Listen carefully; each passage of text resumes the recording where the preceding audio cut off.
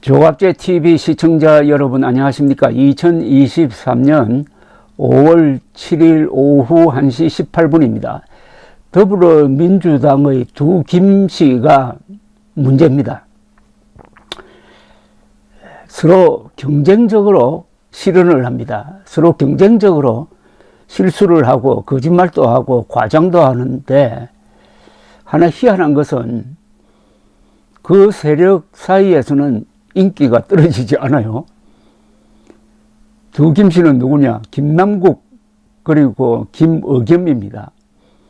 김의겸 앞에는 거짓말쟁이라고 아예 정관사가 붙어야 됩니다. 또 다른 거짓말쟁이가 있죠. 바로 대법원장 김명수죠. 이래 되면 삼김씨가 되는데, 김명수 이름 앞에도 기자들이 예사로 거짓말쟁이라고 합니다. 거짓말쟁이가 대법원장도 하고 국회의원도 하는데, 김의겸은 거짓말해서는 안 될 직종인 한겨레신문 기자 출신입니다. 기자 출신이 거짓말에 앞장서고, 이 김남국 의원은 사법시험 합격자입니다. 사법시험 합격자, 기자시험 합격자가 이렇게 좀 모자란 행동을 하고 있습니다. 모자라도 참 많이 모자랍니다. 이 한동훈 법무장관 후보자 인사청문회 때 김남국 의원은 유명한 에피소드를 남겼습니다. 한동훈 후보자의 딸이 쓴 논문 저자를 오독을 해가지고 잘못 읽어가지고 이모인데 이모라고 해석을 해가지고 이모가 딸의 논문 쓰기를 도와준 것 아니냐 해가지고 추궁을 하는데, 아니라고 해도 끝까지 물고 늘어졌습니다. 그 뒤에는 또 호주하고 오스트리아를 혼동을 해가지고 좀 사람들을 웃겼습니다. 그건 뭐 좀 가볍게 웃어 넘길 수도 있습니다. 호주는 오스트리아하고 이렇게 혼동하는 수가 있습니다. 이승만 대통령 부인이, 그분이 오스트리아 출신인데 한국 사람들이 호주댁이라 그랬습니다. 1950년대에 호주댁 혼동한 경우죠. 그러나 요사이는 뭐 구글도 있고 나무 위키도 있는데, 그런 거 혼동하는 거는, 또 혼동한 걸 사실로 삼아가지고 막 남을 공격하면은 모자란 사람이란 이야기를 들을 수밖에 없는데, 최근에 60억 코인 의혹, 60억 코인 거래 의혹이 논란이 되자 또 웃기는 행동을 김남국 씨가 했습니다. 어제 느닷없이 한동훈 법무장관에게 결투 신청을 했습니다. 전 재산을 걸고 정치 생명을 걸고 결투하자 이겁니다. 그러니까 자신은 결백하다. 한동훈이가 윤석열 대통령과 짜고 이런 지금 논란을 일으키고 있다. 정보를 제공했다는 뜻이겠죠, 언론에. 그렇게 욕을 하니까 한동훈 법무장관이 딱 한마디로 논평을 했습니다. 내가 김치코인, 국내 코인이죠. 김치코인 사라고 권유한 적이 있느냐? 내가 금융당국에 적발되라고 권한 적이 있느냐 하는 취지의 이야기를 했습니다. 여기서 한동훈 법무장관이 용어를 정확하게 쓰는 사람인데, 적발이라는 용어를 쓴 게 아주 의미가 있다고 생각되었습니다. 즉, 코인 거래가 이상하다. 이거 이상하다는 것은 자금원이라든지 자금 출처에 의문이 있다는 그런 뜻 아닐까요? 어쨌든 이상하다고 판단한 사람은 윤석열 정부가 아닙니다. 금융정보분석원이 문재인 정부 시절이든 작년 2월에서 3월에 걸쳐서 그런 판단을 하고, 이거는 이상거래니까 해가지고 검찰에 그 정보를 넘겨준 겁니다. 그러니까 김남국 의원이 화를 내려면은 윤석열 대통령과 당시 법무장관 박범계 씨에게 화를 내는 게 맞는데, 느닷없이 윤석열과 한동훈 법무장관에게 화를 내면서, 아니, 화를 내는 정도가 아니라 결투를 하자는 겁니다. 생명과 재산을 걸고 결투하자고 나왔습니다. 여기서 결투는 어느 한쪽이 거짓말임이 밝혀지면은 정치적 생명을 포기하라는 뜻으로도 되고 재산 내놓으라는 뜻도 되는데, 이러니까 제가 모자란 사람이란 말을 쓰지 않을 수가 없습니다.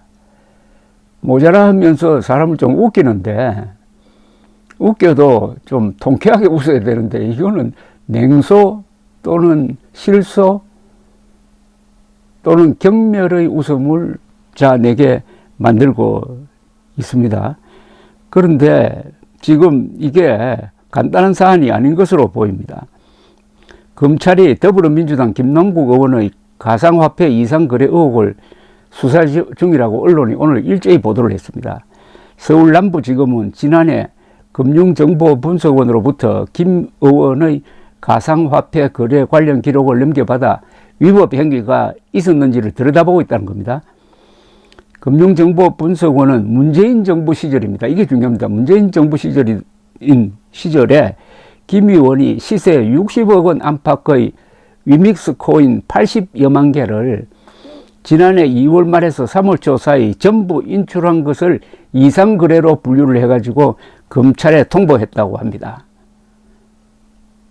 한동훈 법무장관은 어제 이를 두고 금융당국에 적발된 것이라고 표현을 했습니다.